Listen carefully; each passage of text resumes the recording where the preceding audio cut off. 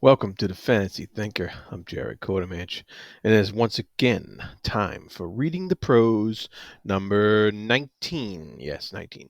Gonna do something a little different there today. I'm not gonna be reading a passage. I'm going to discuss what does chapter 5 in it's bright out there, huh? Peril's Gate do for us. This is Book 6 in the Wars of Light and Shadow by Janny Wurts. Her epic mega series that has just been an excellent, excellent fun read so far. So, chapter 5 called Spinner of Darkness. What does that do for us in the series so far, this chapter? So, there's going to be plenty of spoilers here. So if you haven't read up to this point, you probably might want to drop off, even though I think it would be fun anyways, even if you did listen in. Don't worry about spoilers. It won't be too bad. Maybe. All right. So this chapter serves to reinforce Arathon's connection to the land and the crown he serves through the um he runs into a fur trapper, and through the trapper's actions and words, we are shown the full spirit of the clanborn. um and as you know, this series is about the clanborn versus townsfolks in many ways. Of course, not always black and white like that, but in many ways.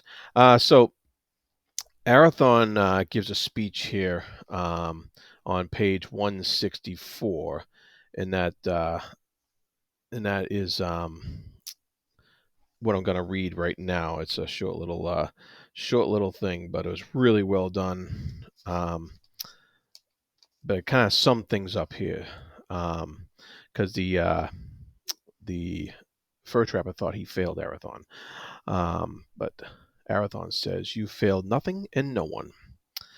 Um, and remorse is choking him through the speech here. "I could name you hero, gild a plaque in your memory that proclaims the cornerstone for a crown will stand on the strength of your sacrifice.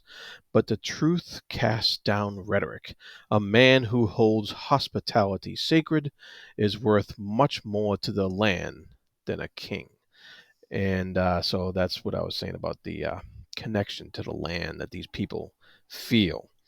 So we also see in this chapter the depraved depths that those who are victims of magic will go to in order to track down and destroy the natural order.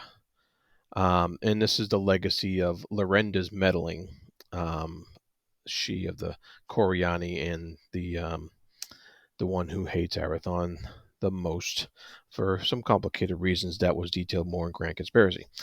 Um, so we have yet we are shown that even Arathon has limits.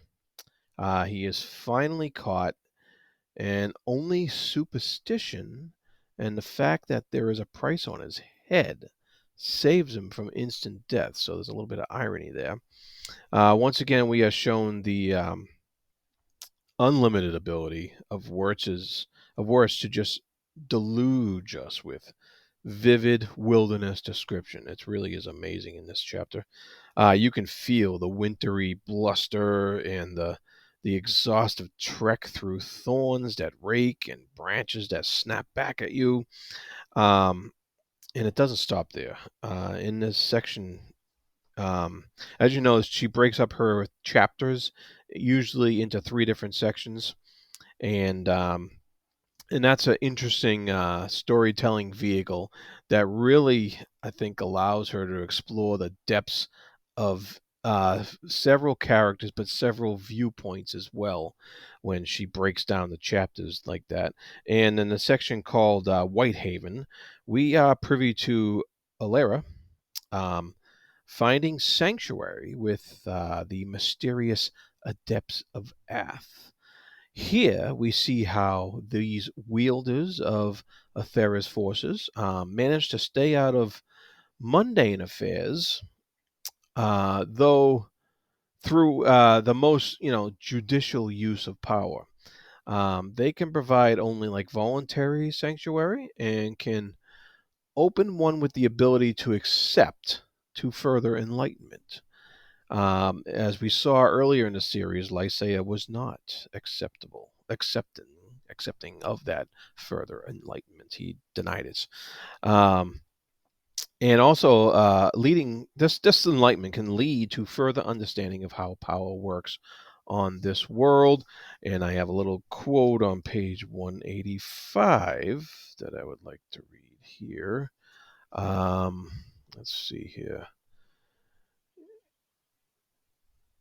Oh yes, yeah. Alara was startled um, because the person who led her to this sanctuary was actually not there, even though she felt the warm grip on her arm that had braced her through the onset of breaking crisis. And she was like, "How did they do that?" And so they're able to project their spirit in that strong of a manner to actually make it seem like they're actually there. That was a very interesting look into, further look into how the power of magic on this world. Um, we have shown that forces are at work throughout the world that are not immediate in their effect or efficacy. So we have another quote here on page 192. The adept is telling Alara here that your prince has attracted a powerful ally. And so that is like another force at work that we're not sure about, that but just gives us a hint that there's just so much going on in this world besides what our immediate characters are going through, and that and there's another reason why Arathon's not already dead. um, and hopefully, thankfully. So we are also shown that certain forces may be returning to this world and may be needed. And that is a little peek at a unicorn, which was very, very, very cool. And so the next third section is called Neon Lane Tide, I think, if I can read my own writing. But in that section, we have Noon. I'm sorry, Noon Lane Tide. Duh. All right. In this section, we get a similar, uh, you know, reckoning here with Dakar's attempt to, or Dakar's attempt to help Arathon while also trying to enlighten the stubborn child man look-alike Fion Arath. It is established that certain limits are imposed on those without the makeup and fortitude of ones who become to try to be sorcerers.